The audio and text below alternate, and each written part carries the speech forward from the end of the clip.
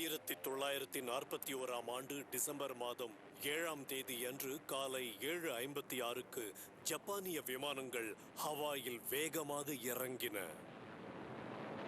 ஜப்பானியரின் இலக்கு பேர்ல் துறைமுகத்தில் முகாமிட்டிருக்கும் அமெரிக்க பசிபிக் கப்பல் படைதான்.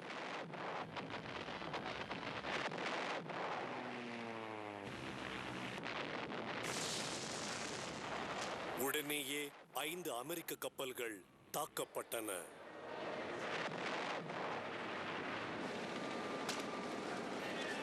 சில நிமிடங்களில் மேலும் பல ஜப்பானிய விமானங்கள் அவற்றுடன் சேர்ந்து கொண்டன.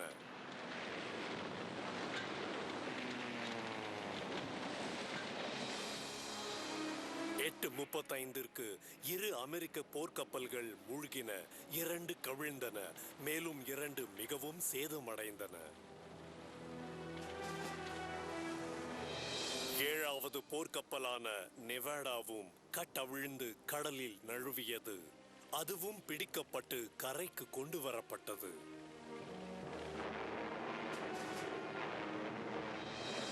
அதே சமயத்தில் ஜப்பானிய 0 படை விமானங்கள் தீவின் விமான பாதையில் வரிசையாக நின்ற அமெரிக்க விமானங்கள் மீது குண்டுகளை வீசின.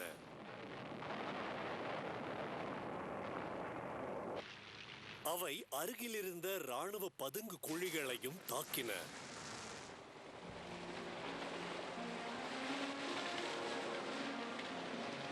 தாக்குதலின் இறுதியில் அமெரிக்க போர்க்கப்பல்கள் டஜன் கணக்கில் மூழ்கின அல்லது சேதமடைந்தன. 188 விமானங்களும் அழிந்தன.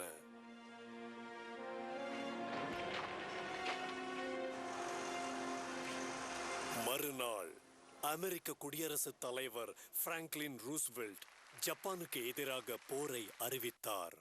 1941ஆம் வருடம் டிசம்பர் 7ஆம் தேதி ஞாயிற்றுக்கிழமை எந்த தூண்டுதலும் இல்லாமல் ஜப்பான் மோசமாக தாக்கியதால் அமெரிக்காவிற்கும் ஜப்பானிய அரசிற்கும் இடையே போர் பிரகடனப்படுத்தப்படுகிறது.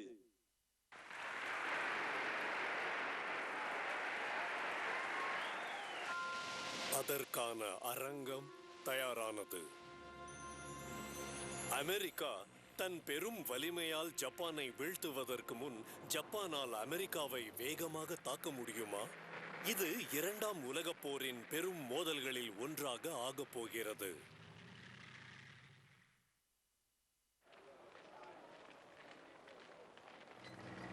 போரை நோக்கி 1940ஆம் ஆண்டு ஆகஸ்டில் ஜப்பான் தன் முதலடிகளை எடுத்து வைக்க ஆரம்பித்தது. ஐரோப்பாவில் பிரான்சின் தோல்வியை தனக்கு சாதகமாக பயன்படுத்திக் கொண்டு அது இந்திய சீனாவின் பிரெஞ்சு குடியிருப்புகளின் வடபகுதியில் உள்ள விமான தளங்களை தன் கட்டுப்பாட்டில் கொண்டு வந்தது. அது தன் ராஜ்யத்தை வேகமாகவும் சுலபமாகவும் விஸ்தரிக்கும் முனைப்பில் இருந்தது.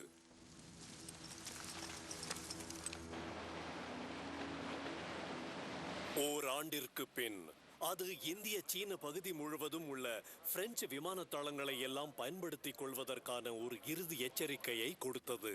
பிரெஞ்சுக்காரர்கள் தயங்கிய போது ஜப்பானியர்கள் அங்கே நுழைந்து அந்த முழு குடியிருப்பையும் தங்கள் கட்டுப்பாட்டில் கொண்டு வந்தனர்.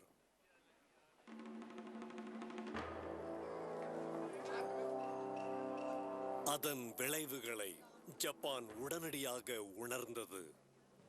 அமெரிக்கா தன் அயல்நாட்டு சொத்துக்களை உறைய வைத்ததால் ஜப்பானால் எண்ணெய் வாங்க முடியாமல் போனது. ஜப்பானிடம் ஒரு வழி இருந்தது. ஒன்று ஜப்பான் இறங்கி வந்து மானத்தை இழக்க வேண்டும், அல்லது அதிக இடங்களை கைப்பற்றி தன் பங்கை அதிகரிக்க வேண்டும். கடுமையான தளபதியான ஹிடேகி டோஜோவின் தலைமையில் இருந்த புதிய ஜப்பானிய அரசாங்கத்திற்கு எந்த வழியை தேர்ந்தெடுப்பது என்பதில் சந்தேகமே இல்லை.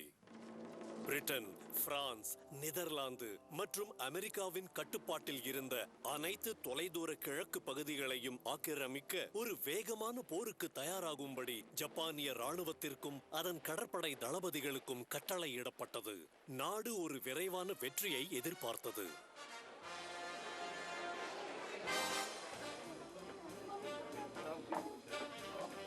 குறிப்பாக நீண்டகால யுத்தத்திற்கும் அதிக உயிர் இழப்புகளுக்கும் துணிச்சல் இல்லாத கேளிக்கை விரும்பும் ஒரு நாடாக அமெரிக்காவை ஜப்பான் பார்த்தது.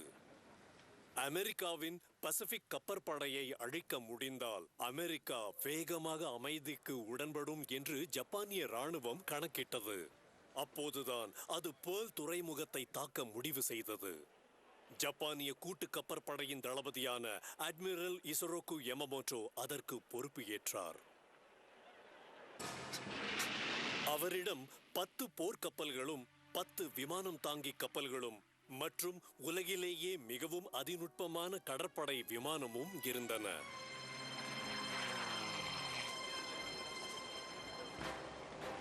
அவருக்கு எதிராக அமெரிக்க பசிபிக் கப்பற்படையிடம் 8 1ஆம் உலகப் போர் காலத்திய போர்க்கப்பல்களும் 2 விமானம் தாங்கி கப்பல்களும் இருந்தன.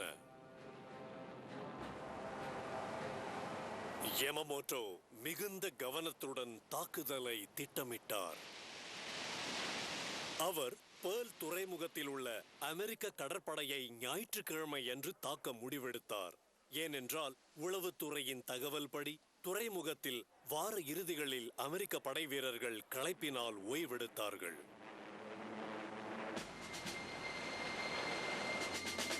எந்த சப்தமும் இல்லாமல் ஜப்பானிய தாக்கும் படை குர்லி தீவுகளில் வடக்கில் டான்கன் வளைகுடாவில் குழுமின.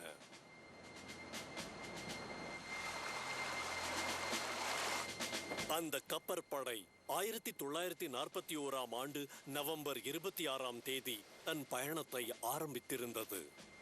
அதே சமயத்தில் அமெரிக்காவை ஏமாற்ற ஜப்பானியர்கள் சீனாவில் இருந்து ஜப்பானை விலக்கிக் கொள்வதற்கான சாத்தியக்கூறுகளை விவாதிப்பதற்காக வந்ததாக அறிவித்தபடி வாஷிங்டனுக்கு வந்து சேர்ந்தனர்.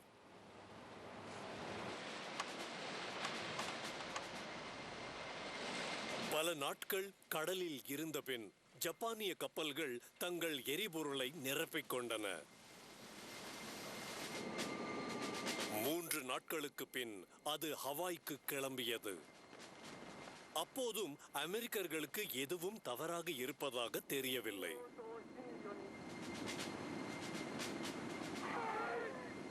டிசம்பர் 7ஆம் தேதி அன்று காலை 6 மணிக்கு கடைசி விளக்கத்திற்கு பின் ஜப்பானிய விமானப்படையின் முதல் பிரிவு கிளம்பியது.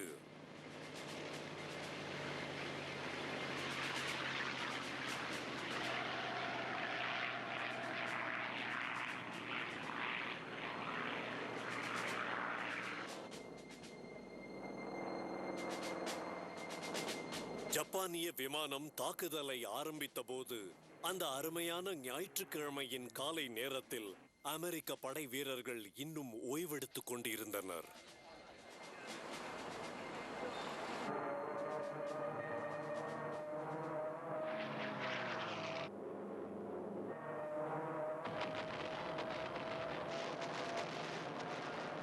இரண்டே கால் மணி நேரத்திற்குள் எல்லாம் முடிந்துவிட்டது. யமமோட்டோவின் திட்டம் ஒரு கனவை போல் வேலை செய்தது அல்லது செய்ததா? அதில் ஒரு பிரச்சனை தான் இருந்தது. அமெரிக்காவின் விமானம் தாங்கி கப்பல்களில் 2 அந்த சமயத்தில் பேர்ல் துறைமுகத்தில் இல்லை. அதனால் அவை தாக்குதலில் இருந்து தப்பிவிட்டன. அமெரிக்க பசிபிக் கப்பற்படையை முடக்க எண்ணிய யமமோட்டோவின் முக்கிய நோக்கத்திற்கு ஓரளவுதான் வெற்றி கிடைத்தது.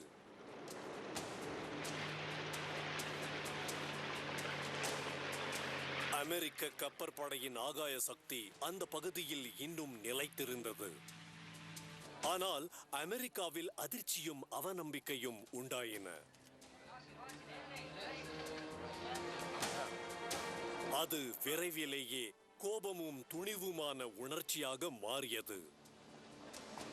கோபமடைந்த மக்கள் கூட்டம் ஜப்பானிய தூதரகத்தை தாக்கியது. தூங்கிக் கொண்டிருந்த அசுரனை ஜப்பான் எழுப்பிவிட்டிருந்தது. அமெரிக்க கடற்படையின் செயலர் பிராங்க் நாக்ஸ் பலருக்காக குரல் எழுப்பினார். ஜப்பான் இந்த போரை ஆரம்பித்தது. நாம் அதை முடிக்கப் போகிறோம்.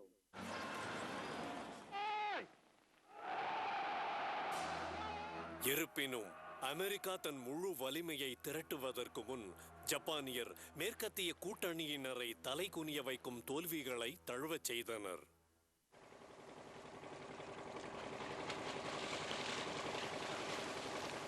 1941ஆம் ஆண்டு டிசம்பர் மாதம் அமெரிக்கா பேர்ல் துறைமுகத்தில் தன் காயங்களை ஆற்றிக் கொண்டிருந்த போது தென்கிழக்கு ஆசியாவின் மேற்கத்திய குடியிருப்புகளில் ஜப்பான் தொடர் வரிசையாக தாக்க ஆரம்பித்தது.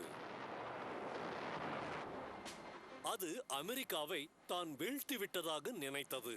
இப்போது அது பிரிட்டன் மற்றும் அதன் குடியிருப்புகளை நோக்கி நகர்ந்தது. முதலில் தாக்கப்பட்டது மலேயா.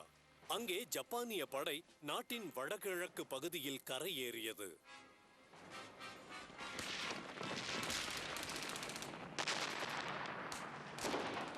தென் திசையில் கிழக்கு கடற்கரை வரை உள்ளே நுழைவதுதான் அதன் திட்டம்.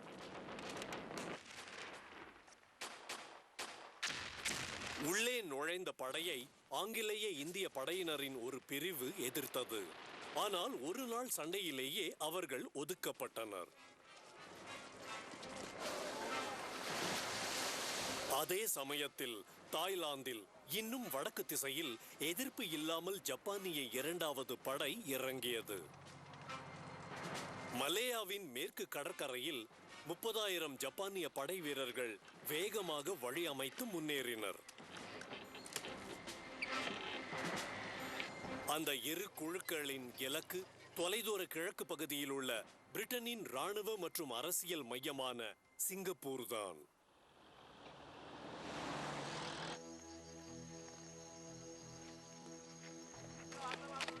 அந்த நகரை யாரும் ஊடுருவ முடியாத கோட்டையாக மாற்றிவிட்டதாக பிரிட்டன் நினைத்தது.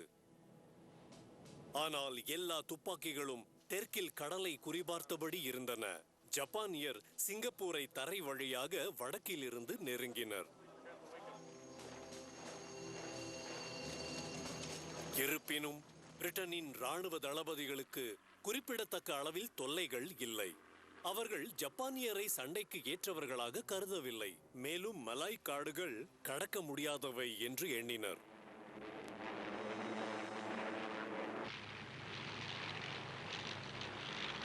ஆனால் ஜப்பானியரிடம் வேறு எண்ணங்கள் இருந்தன. சிங்கப்பூரில் சண்டையை மென்மையாக்க அவர்கள் அந்நகரத்தை வானிலிருந்து தாக்கினர். வேல்ஸ் இளவரசர் என்ற தங்கள் புதிய போர்க்கப்பலையும் ரிப்பல்ஸ் என்ற இன்னொரு போர்க்கப்பலையும் ஜப்பானிய படை வீரர்களை தாக்க பிரிட்டன் அனுப்பியது. அவை ஜப்பானிய குண்டு வீசும் விமானங்களை சந்தித்தன.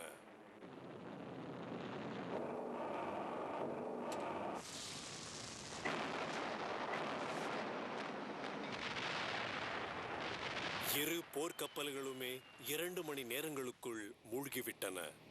கிட்டத்தட்ட 1000 படை வீரர்கள் உயிரிழந்தனர். இரண்டாம் உலகப் போரில் இதுதான் பிரிட்டன் கப்பற்படையின் பேரிழப்பு.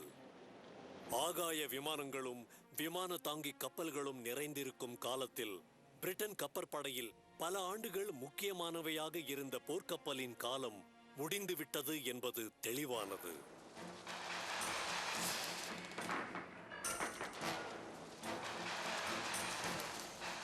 அங்கே தரையில் ஜப்பான் சிங்கப்பூரை நோக்கி தொடர்ந்து முன்னேறியது. 1942ஆம் ஆண்டு ஜனவரி 11ஆம் தேதி குவாலாலம்பூர் கைப்பற்றப்பட்டது. பிரிட்டன் படைகள் வீழ்ச்சி அடைந்து சிங்கப்பூருக்கு பின்வாங்கின.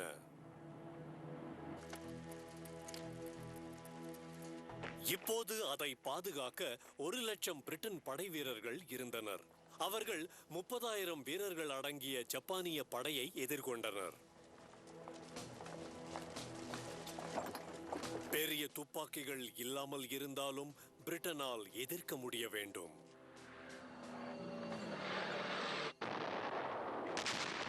பிப்ரவரி மாத ஆரம்பத்தில் ஜப்பானியர் தாக்குதலை ஆரம்பித்தனர். அதற்கு உதவியாக விமான தாக்குதல்களும் அதிகமாக இருந்தன.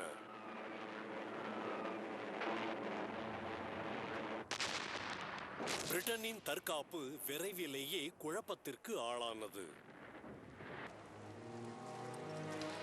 அதன் படை தளபதி ஜெனரல் ஆர்தர் பெர்சிவல் 90,000த்திற்கும் அதிகமான படை வீரர்களுடன் சரணடைந்தார்.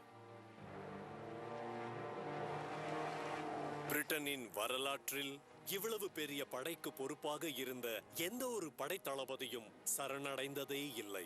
அதுவும் அவருடைய எதிரி தளபதி படையின் எண்ணிக்கை 3க்கு 1 குறைந்திருந்த போது இப்படி நிகழ்ந்ததே இல்லை.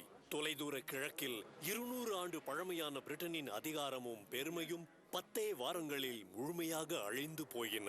ஹாங்காங்கில் பிரிட்டனின் கோட்டை காவல் படை 2 வாரங்களுக்கு போரிட்டுவிட்டு ஜப்பானியரிடம் தோற்றது.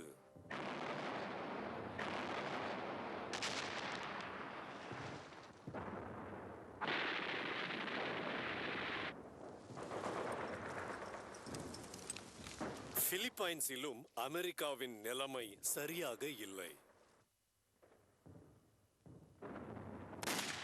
இங்கே கிளார்க் தளத்தில் பெரும் எண்ணிக்கையில் அணிவகுத்து நின்ற அமெரிக்க விமானங்களை முன்னெச்சரிக்கை குண்டுவீச்சு தாக்கியது.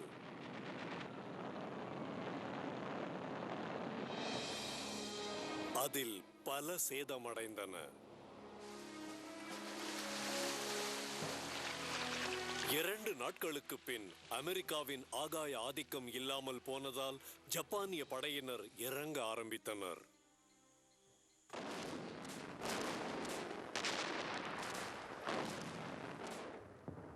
பத்து நாட்களுக்கு பின் மணிலா கைப்பற்றப்பட்டது.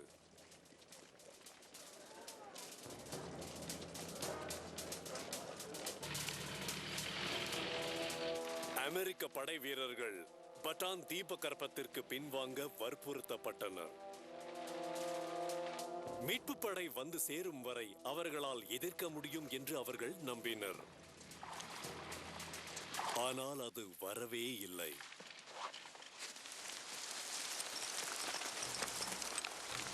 ஆயிரத்தி 1942 ஆண்டு ஏப்ரல் 3 அமெரிக்க போர் நிலைகளை ஜப்பானிய படைகள் மோசமாக தாக்க ஆரம்பித்தன. 4 நாட்கள் கடுமையாக போரிட்ட பின் அவர்களால் ஊடுருவி செல்ல முடிந்தது. 2 நாட்களுக்கு பின் அமெரிக்கர் சரணடைந்தனர்.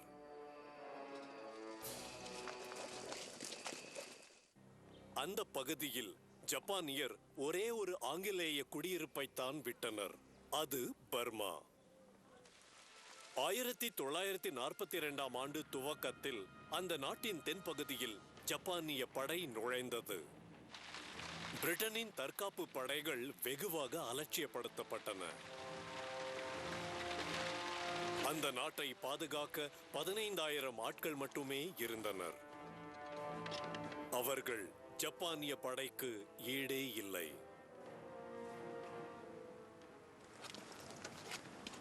குறுகிய காலத்திற்கு கூட்டணி படையினர் ஒன்றாக சேர்ந்து பலவீனமாக எதிர்த்தனர்.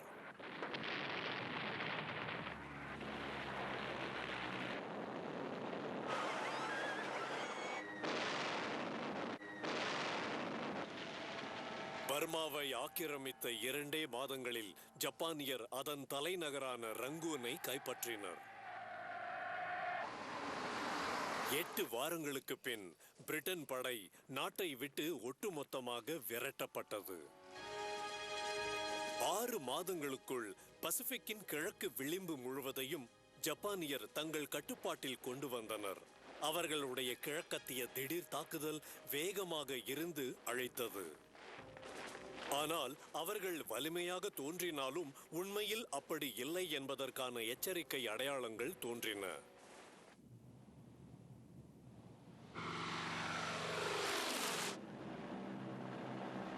பேர்ல் துறைமுகத்தை தாக்கி 4 மாதங்களுக்கு பின் 1942 ஆண்டு ஏப்ரல் மாதம் 18 அமெரிக்க படை ஜப்பானை திருப்பி தாக்கியது. அமெரிக்க குண்டு வீசும் விமானங்கள் டோக்கியோ நகரின் மீது தாழ்வாக பறந்து அரசரின் அரண்மனைக்கு அருகில் குண்டுகளை வீசின. யோகோஹாமா, கோபே மற்றும் நகோயாவும் தாக்கப்பட்டன.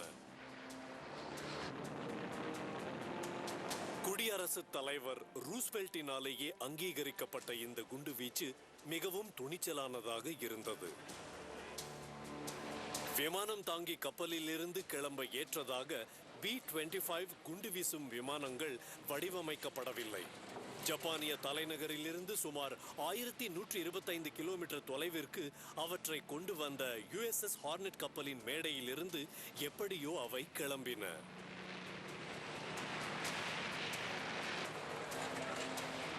ஆனால் அது ஆகாயத்தில் அவற்றின் ஆற்றலை குறைத்து விடவில்லை.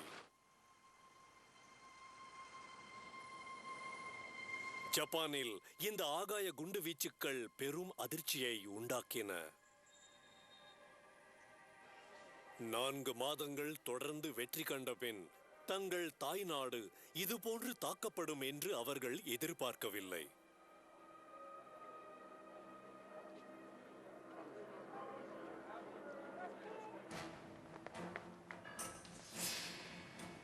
ஜப்பானின் ராணுவ திட்டங்களை தீட்டுபவர்கள் தங்கள் நாட்டின் தற்காப்பை அதிகரிக்க முடிவெடுத்தனர். ஜப்பானிய படையால் பசிபிக்கில் கூடுதலாக முக்கிய புறக்காவல் நிலைகளை கைப்பற்ற முடிந்தால் கூட்டணி படையினர் தங்கள் தாய்நாட்டை நெருங்குவதற்கு முன் அவற்றை தாங்கள் தாக்கலாம் என்று நினைத்தனர். சீன கடற்கரையின் பெரும் பகுதி, தென்கிழக்கு ஆசியா மற்றும் பிலிப்பைன்ஸ் தீவுகள் ஏற்கனவே ஜப்பானின் கட்டுப்பாட்டில் இருந்தன. அவர்கள் டச்சு கிழக்கு இந்திய தீவுகளையும் கைப்பற்றியிருந்தனர்.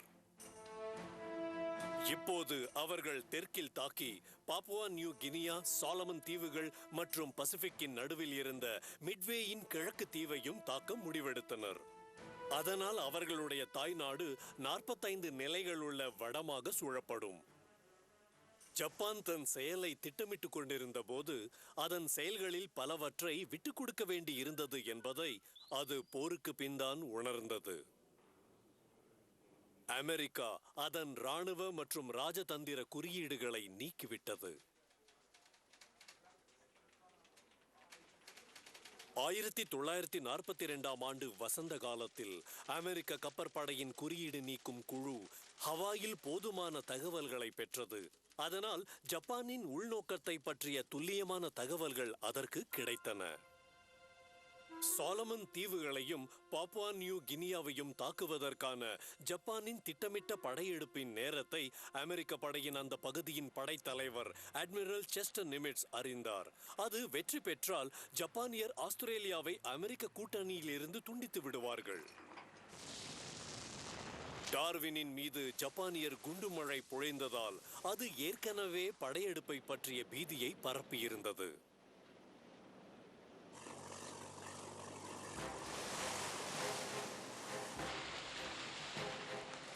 ஆயிரத்தி 1942ஆம் ஆண்டு மே ஆரம்பத்தில் ஜப்பான் தன் பாதுகாப்பு வளையத்தை விஸ்தரிக்கும் திட்டத்தை ஆரம்பித்தது. அவர்கள் சாலமன் தீவுகளை கைப்பற்றினர்.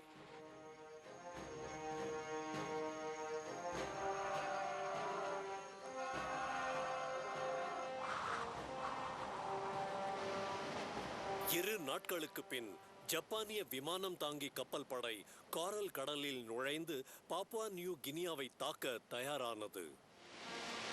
ஆனால் அந்த சமயத்தில் அமெரிக்கர் அவர்களை எதிர்பார்த்தனர். இரு அமெரிக்க விமானம் தாங்கி கப்பல்களையும் பல சிறிய போர்க்கப்பல்களையும் அந்த பகுதிக்கு வரும்படி அட்மிரல் நிமிட்ஸ் ஆணையிட்டார். அதன் பின் மே 7ஆம் தேதி அன்று அமெரிக்க விமானம் ஜப்பானிய விமானம் தாங்கி கப்பல் ஷோஹோவை கண்டுபிடித்து மூழ்கடித்தது. கோரல் கடலின் போர் சூடு பிடித்தது.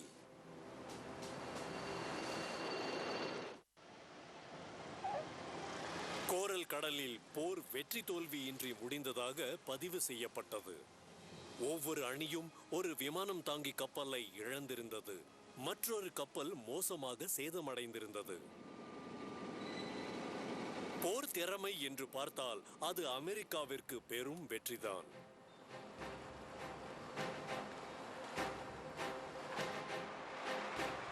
அது ஜப்பானியர்களை மேலும் பிரதேசங்களை கைப்பற்ற விடாமல் தடுத்து விட்டது. ஜப்பானியர் ஆஸ்திரேலியாவை தனிமைப்படுத்த விடாமலும் தடுத்து விட்டது.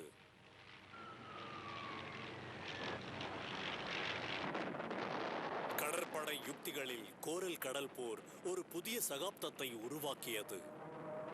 எதிரி கப்பல்கள் நேருக்கு நேர் தொடர்பு கொள்ளாமலேயே சண்டையிட்ட போர்களில் முதல் கடல் போர் இது.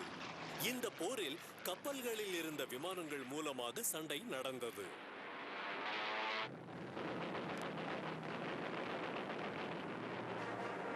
கப்பற்படையின் இந்த புதிய முறை போருக்கு ஏற்ப எந்த அணி தன்னை நன்றாக மாற்றிக்கொண்டு வெற்றி பெற்றது என்பது விரைவாகவே தெளிவாகிவிடும். மே மாத நடுவில் அமெரிக்காவின் குறியீடு நீக்குபவர்கள் ஜப்பானியரின் புதிய தாக்குதல் திட்டத்தை அறிந்தனர். அது பசிபிக் கடலின் நடுவில் எங்கோ AF என்ற இலக்கை குறிவைக்கும். ஆனால் அமெரிக்கரின் பிரச்சனை என்னவென்றால் அவர்களுக்கு AF இலக்கு எங்கே உள்ளது என்பது தெரியவில்லை. ஒருவேளை அது ஹவாயின் அருகில் உள்ள மிட்வே தீவை குறிக்கிறதோ? அது பேர்ல் துறைமுகத்தில் அமெரிக்க கப்பல்களை தாக்குவதற்காக குதிக்க ஒரு சரியான இடமாக இருந்தது. அதை கண்டுபிடிக்க குறியீடுகளை நீக்கும் குழு ஒரு யோசனை தந்தது. மிட்வே தீவில் இருக்கும் அமெரிக்க விமானப்படையின் தளத்திடம் தீவின் தண்ணீர் அமைப்பில் சிக்கல் இருப்பதாக குறியீடு இல்லாத செய்தியை அனுப்பும்படி கேட்டுக்கொண்டது. உடனேயே இலக்கு AFல் தண்ணீர் குழாய் அமைப்பில் சிக்கல் இருப்பதாக அனுப்பப்பட்ட ஒரு ஜப்பானிய சிக்னலை குறியீடு நீக்குபவர்கள் குறுக்கிட்டனர். எதிரி எந்த இடத்தில் தாக்கப் போகிறார் என்பது அட்மிரல் செஸ்டர் நிமிட்ஸுக்கு துல்லியமாக தெரிந்தது.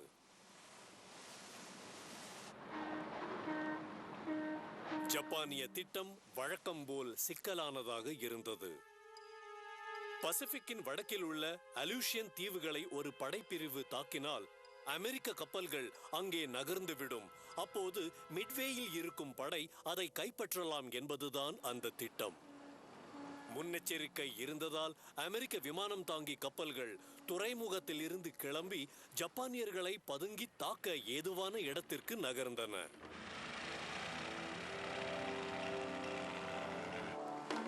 1942ஆம் ஆண்டு ஜூன் 3ஆம் தேதி எதிர்பார்த்தபடி ஜப்பானிய படைகள் அலூஷியன் தீவுகளை தாக்கின. நிமிட்ஸ் அதற்கு பதிலடி கொடுக்கவில்லை.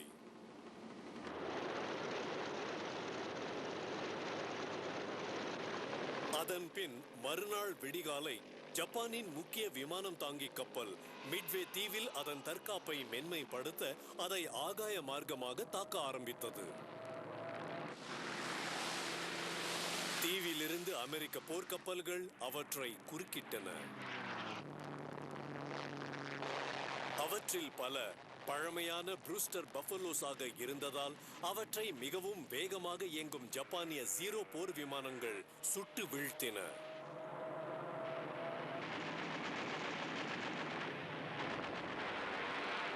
ஆனால் ஜப்பானிய தாக்குதல் தடுக்கப்பட்டது. மிட்வேயின் தற்காப்பு முறியடிக்கப்படவில்லை.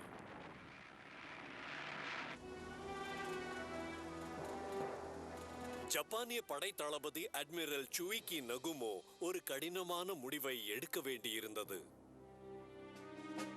அவர் தன் விமானங்களில் சிலவற்றை சேமப்படையாக வைத்திருந்தார். அமெரிக்க கப்பல்கள் தென்பட்டால் குறிப்பாக அவற்றை தாக்குவதற்காகவே அவ்விமானங்களில் தளவாடங்கள் நிரப்பப்பட்டிருந்தன. மிட்வேயை 2வது முறையாக தாக்க அவர் அந்த சேமிப்பில் இருந்து அதன் நீர்மூழ்கி குண்டுகளை எடுத்து உயர்ந்த வெடிகுண்டுகள் மற்றும் துண்டாக்கும் வெடிகுண்டுகளை பயன்படுத்த வேண்டுமா? அவற்றை மீண்டும் தயார் செய்து கொண்டிருந்த போது அவருக்கு ஒரு மகிழ்ச்சி தராத செய்தி கிடைத்தது. அமெரிக்க கப்பற்படை தென்பட்டு விட்டது. நகுமோ ஒரு பணயம் வைக்க முடிவெடுத்தார். அவர் மிட்வேயை 2வது முறையாக தாக்குவதற்காக முன்னேற முடிவெடுத்தார். குண்டு வீசும் விமானங்கள் திரும்பி வரும்போது அவர்களுக்கு திரும்பவும் வெடிமருந்துகளை ஏற்றி அமெரிக்க கப்பல்களை தாக்க போதுமான நேரம் இருக்கும் என்று அவர் நம்பினார். அவர் தனக்கு சாதகமாக இருப்பவர்களை எடை போட்டு பார்த்திருந்தாலும் ஜப்பானிய விமானம் தாங்கி கப்பல்கள் அமெரிக்க குண்டு வீசும் விமானங்களால் தாக்கப்பட்டன. உடனேயே அவர்கள் தாழ்வாக பறக்கும் அமெரிக்க டோர்பீடோ குண்டு வீசும் விமானங்களால் தாக்கப்பட்டனர். ஆனால் அவை பழையதாகவும் வேகம் குறைந்தும் இருந்தன. மேலும் போர் விமானங்களின் உதவி இல்லாமல் தாக்கின. அவை ஜப்பானிய கப்பல் படையை நெருங்கிய போது அவைகள் வேகமாக சுட்டு வீழ்த்தப்பட்டன.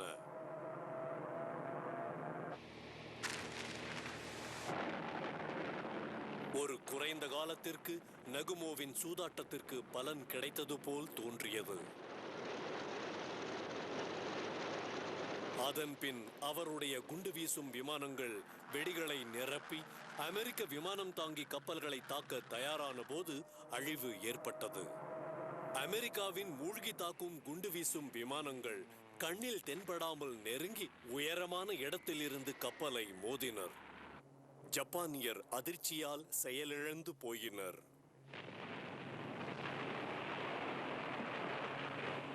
நகுமோ அதிக முறை பணயம் வைத்துவிட்டார். இப்போது அவர் அமெரிக்க விமானப்படையின் தாட்சணியத்தில் இருக்கிறார். 5 நிமிடங்களுக்குள்ளேயே அமெரிக்காவின் மூழ்கி தாக்கும் குண்டு வீச்சாளர்கள் ஜப்பானின் மாபெரும் விமானம் தாங்கி கப்பல்களில் 3ஐ எரித்துவிட்டனர். எல்லாமே பின்னர் மூழ்கிவிடும். 4வது கப்பல் ஹிரியு புயல் மழையால் மறைக்கப்பட்டிருந்தது. வேறு வழியில்லாமல் அது மதியம் எதிர்த்தாக்குதலை ஆரம்பித்தது.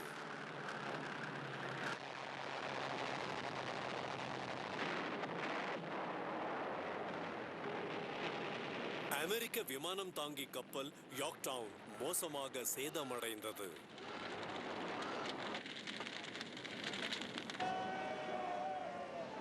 பல நாட்களுக்கு பின் அதன் மீது ஜப்பானிய நீர்மூழ்கி கப்பலால் குண்டு வீசப்பட்டது. ஆனால் ஜப்பானியர்களால் குறைந்த காலத்திற்குத்தான் எதிர்த்து சண்டை போட முடிந்தது. அந்த நாளின் பின் மதியத்தில் ஹிரியுவும் தாக்கப்பட்டு எரியும் சிதையாக மாறிப்போனது.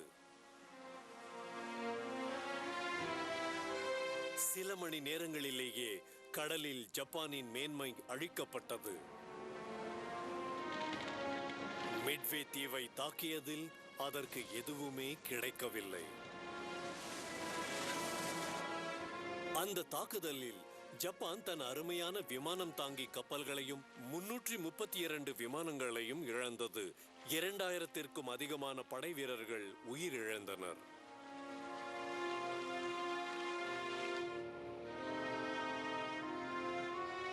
பசிபிக்கில் இப்போது அமெரிக்காவின் கை ஓங்கி இருந்தது. இருப்பினும் நிலத்தில் இன்னும் ஜப்பான் தோல்வி அடையாமலும் ஆகாயத்தில் இன்னும் அச்சுறுத்தும் படையாகவும் இருந்தது. வரவிருக்கும் மாதங்களில் அது அந்த வசதிகளை அதிகபட்சமாக பயன்படுத்த முயலும்.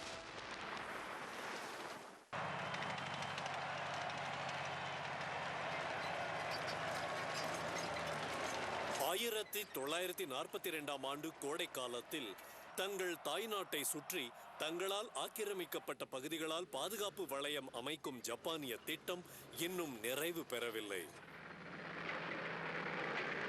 பாப்புவா நியூ கினியாவையும் மத்திய பசிபிக்கில் இருந்த தீவுகளையும் கைப்பற்றும் அதன் முயற்சியை கடலில் ஏற்பட்ட பெரும் தோல்விகளால் விரக்தி அடைய வைத்தது. ஜப்பானில் திட்டம் தீட்டுபவர்கள் இப்போது ஒரு புது திட்டத்தை தீட்டினர். கடலில் முடியவில்லை என்றால் தரையில் தாக்குவோம் என்பதுதான் அது. ஜூலை 21ஆம் தேதி அனுபவமிக்க காட்டுப்படையினரின் ஒரு சிறு பிரிவு பாப்புவா நியூ கினியாவின் வடக்கு கரையில் இறங்கியது. அவர்கள் உடனேயே அதன் தலைநகரான மோர்ஸ்பி துறைமுகத்தை கைப்பற்ற மேற்கில் தாக்கினர். முதலில் முன்னேற்றம் வேகமாக இருந்தது. ஆஸ்திரேலியாவின் சிறிய தற்காப்பு படை முழுவதுமாக வீழ்த்தப்பட்டது.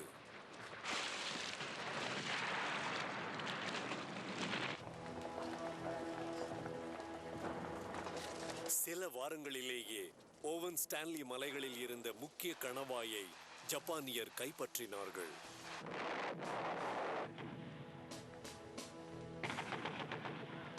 அதன் பின் மோர்ஸ்பி துறைமுகத்தில் நுழைவதற்கு முன் மீட்பு படைகள் வருவதற்காக அவர்கள் காத்திருந்தனர். ஆஸ்திரேலியர்களும் புதிய படைகளை திரட்டினர்.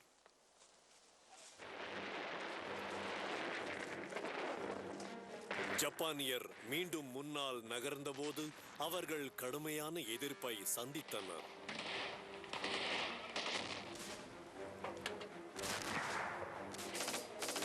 முதல் முறையாக ஜப்பானிய படையினர் பயிற்சியிலும் அனுபவத்திலும் மற்றும் மன உற்சாகத்திலும் தங்களுக்கு ஒத்த ஆட்களை எதிர்கொண்டனர். ஆஸ்திரேலியர்கள் திடமாக இருந்தனர். தற்காலிகமாக ஜப்பானியரால் முன்னேற முடியாமல் போனது.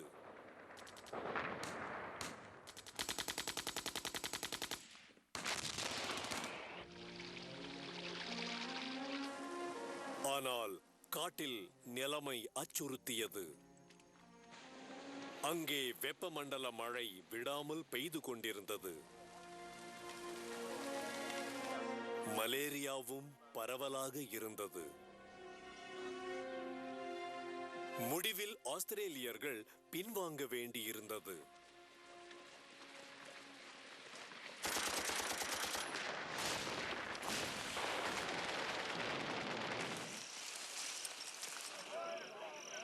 இரண்டு மாதங்கள் கடுமையான சண்டைக்கு பின் ஜப்பானியர் மோர்ஸ்பி துறைமுகத்தில் இருந்து சுமார் 50 கிலோமீட்டர் தூரத்தை அடைந்தனர். அதன் பின் ஒரு வழியாக அமெரிக்க படை வந்து சேர்ந்தது.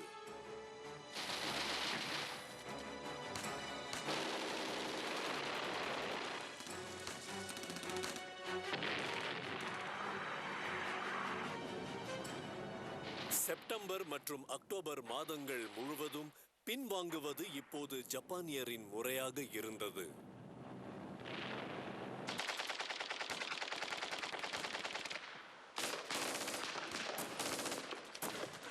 ஜப்பானியர் வீரமுடன் ஆனால் தற்கொலை நிலையில் இருந்தனர்.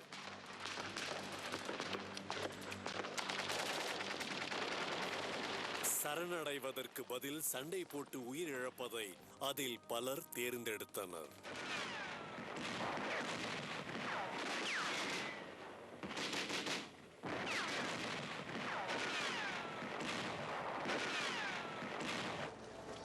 ஜப்பானியரை முழுமையாக செயலிழக்க வைக்க கூட்டணி படைகளுக்கு 2 மாதங்கள் ஆயின.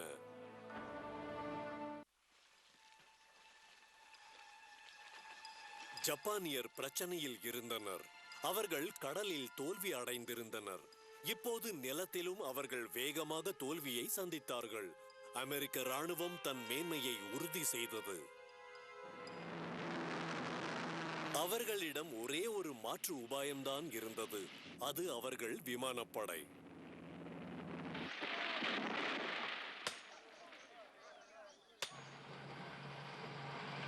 ஆயிரத்தி 1942 ஆண்டின் கோடையில் பசிபிக்கிற்கு குறுக்காக ஜப்பானிய இன்ஜினியர்கள் விமான பாதைகளை தொடர்ந்து வரிசையாக கட்ட ஆரம்பித்தனர்.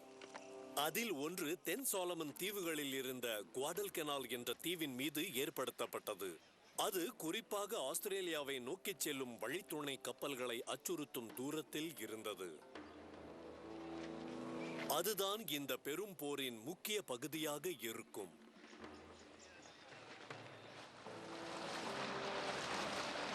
1942 ஆண்டு ஜூலை மாதம் அமெரிக்க கடற்படையின் நீர்நில படை இந்த தீவை படையெடுத்தது.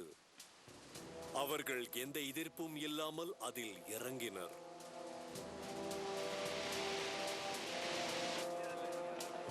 பாதி கட்டப்பட்டிருக்கும் விமான பாதையை கைப்பற்றி அதை கட்டி முடித்து அதை அமெரிக்க படைத்தளம் ஆக்குவதுதான் அவர்களின் திட்டம். ஆனால் ஜப்பானியர் விட்டுக் கொடுக்க தயாராக இல்லை. அன்று இரவு அமெரிக்க கடற்படையினருக்கு உதவும் அமெரிக்க கப்பல்களை தாக்க அவர்கள் கடற்படையின் மூலம் அதிக படை தொகுதிகளை அனுப்பினர்.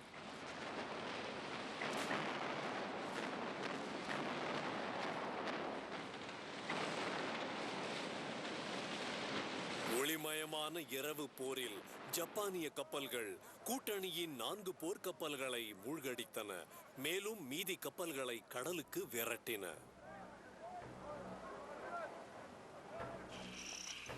கடற்படை வீரர்கள் போதுமான உணவும் தேவையான ஆயுதங்களும் இல்லாமல் சிக்கிக் கொண்டனர். அவர்கள் விமான பாதையை சுற்றி இருந்தனர். தொடர்ந்து குண்டுமழை பொழிந்து கொண்டிருந்தாலும் ஜப்பானியர் விட்டு சென்ற இயந்திரங்களை பயன்படுத்தி அவர்கள் அந்த விமான தளத்தை கட்டி முடித்தனர்.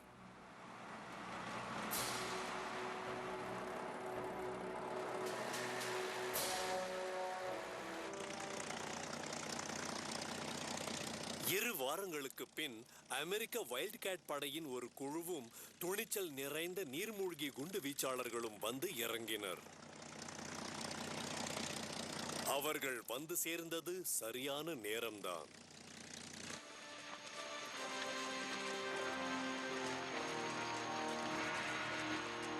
மறுநாள் புதிதாக வந்திறங்கிய ஜப்பானிய படையினர் விமான பாதையில் தொடர் தற்கொலை தாக்குதல்களை ஆரம்பித்தனர்.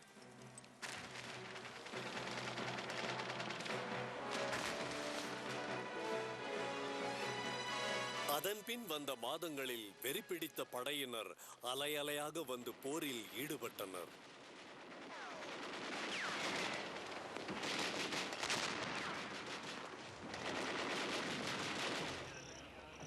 1942ஆம் ஆண்டின் குளிர்காலத்தில் 2 அணிகளுமே அசையாத நிலைக்கு வரும் வரை சண்டை போட்டன.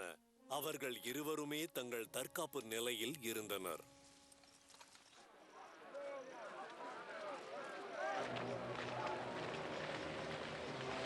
அதற்கு பின் களைத்து போயிருந்த அமெரிக்க கடற்படை வீரர்களின் இடத்தை புதிய படை வீரர்கள் எடுத்துக்கொண்டனர்.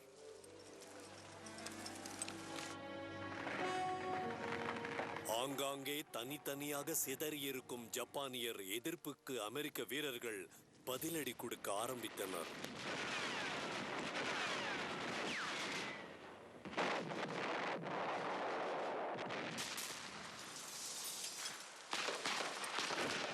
ஆயிரத்தி 1943ஆம் ஆண்டு பிப்ரவரி மாதம் அமெரிக்கா குவாடல்கெனாலை தங்கள் கட்டுப்பாட்டிற்குள் கொண்டு வந்தது. இப்போது அவர்கள் ஜப்பானை கடல் மற்றும் நிலம் இரண்டிலுமே தோற்கடித்து விட்டனர்.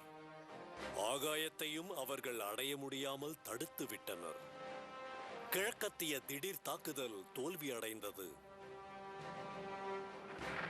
தற்போது ஜப்பானிய அரசு தன்னால் ஒப்பிட்டு பார்க்க முடியாத அளவிற்கு அதிக வலிமையை பெற்று வளர்ந்து வரும் எதிரியை சந்தித்தது. இதுதான் போரின் போக்கில் ஏற்பட்ட ஒரு அடிப்படை மாற்றத்தின் ஆரம்பம்.